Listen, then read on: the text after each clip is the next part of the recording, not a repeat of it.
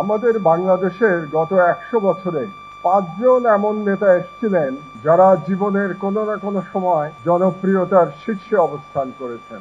তার মধ্যে একজন ব্রিটিশ আমলে, দুজন পাকিস্তান আমলে এবং দুজন স্বাধীন বাংলাদেশের আমলে। ব্রিটিশ আমলে এসেছিলেন শেরে বাংলা ফজলুল হক, পাকিস্তান আমলে মাওলানা ভাসানী এবং শেখ মুজিবুর রহমান, এবং বাংলাদেশ আমলে শহীদ প্রেসিডেন্ট জিয়াউর রহমান এবং দেশনেত্রী বেগম খালেদা জিয়া।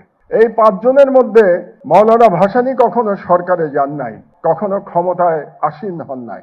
বাকি 4 জন ক্ষমতায় গেছেন এবং এই 4 জনের মধ্যে শেরে বাংলা ফজলুল হক, তার জীবনে উত্থান পতন আছে রাজনীতিতে। শেখ মুজিবুর রহমানের জীবনে উত্থান পতন আছে, কিন্তু আশ্চর্যের বিষয় হলো শহীদ প্রেসিডেন্ট জিয়াউর রহমান এবং দেশনেত্রী বেগম খালেদা জিয়া 100 বছরের ইতিহাসে একমাত্র 2 নেতা এবং নেত্রী যারা জনপ্রিয়তার শীর্ষে সারা জীবন অবস্থান করেছেন। এটা আমাদের স্মরণে রাখা দরকার। এটা একটা অদ্ভুত এক্সাম্পল। আমি সারা পৃথিবীর ইতিহাস পড়ার চেষ্টা করি, রাজনীতির ইতিহাস যতটুকু পড়েছি, একই বাড়ি থেকে, একই সংসার থেকে স্বামী এবং স্ত্রী পুরো জাতির সবচেয়ে জনপ্রিয় ব্যক্তি ছিলেন পুরো রাজনৈতিক জীবন ধরে, এবং যে জনপ্রিয়তা নিয়ে রাজনীতিতে প্রবেশ করেছিলেন সেই জনপ্রিয়তা নিয়ে আল্লাহর কাছে ফিরে গেছেন। এর কোনো এক্সাম্পল সারা পৃথিবীতে নাই। এটা একটা ইউনিক বিষয়, এটা যেন আমরা মনে করি, মনে রাখি। কেন এরকম হয়েছিল? কারণ শহীদ জিয়াউর রহমান, তার সততা প্রবাদ প্রতিম সততা ছিল। এমন সততা বিশ্ব ইতিহাসে খুঁজে পাওয়া যাবে না, এবং তার সাহসিকতা ও দেশপ্রেম অতুলনীয়।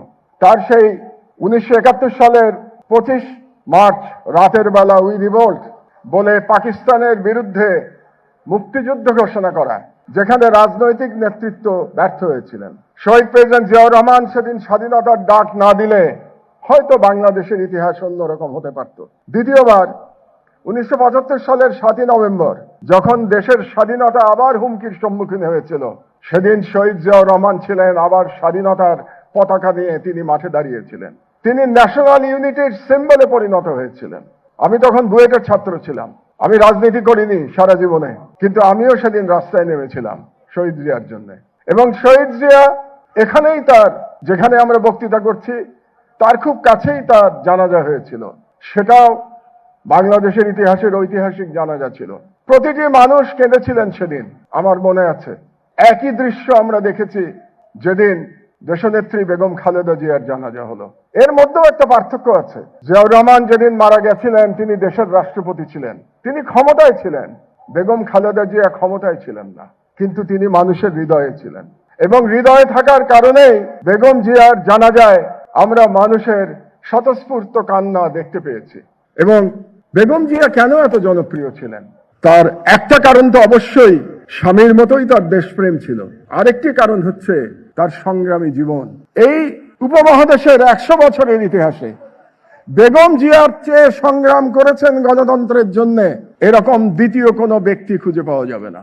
আপনারা পড়ে দেখেন, বেগম জিয়ার সমতুল্য সংগ্রামের কাহিনী আর কারো জীবনে খুঁজে পাবেন না, পুরুষ কিংবা নারী। সেই সংগ্রামের ইতিহাস আপনারা জানেন, কিন্তু তিনি কোনোদিন মাথা নত করেন নাই। তার একটি স্লোগান আমার সবসময় মনে পড়ে, ওদের হাতে গোলামির জিঞ্জির, আমাদের হাতে স্বাধীনতার পতাকা।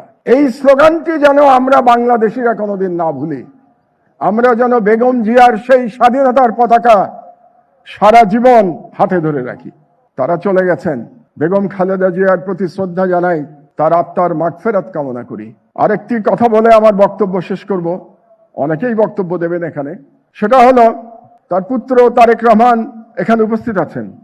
এটা খুব গর্বের বিষয়।